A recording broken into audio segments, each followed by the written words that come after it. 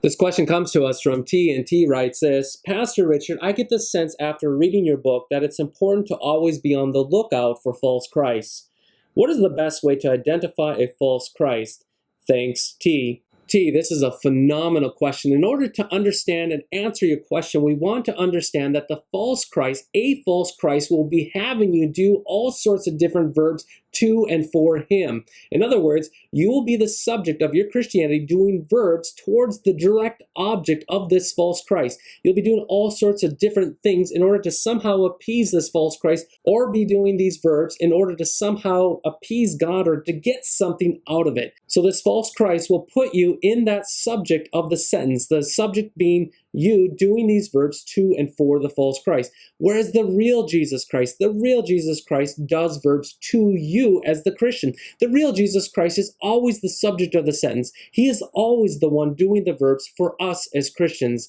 Now, with that said, there's another aspect that we have to harness and understand, and that is this.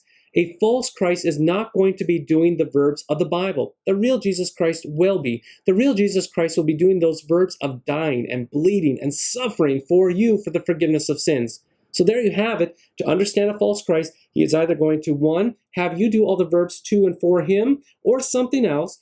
Or the second one is this: this false Christ is going to be doing verbs for you, but these verbs are not going to be the verbs of dying and bleeding and suffering for the forgiveness of your sins. They're going to be other verbs that have nothing to do with the scriptures, therefore showing you that you are most likely dealing with a false Christ.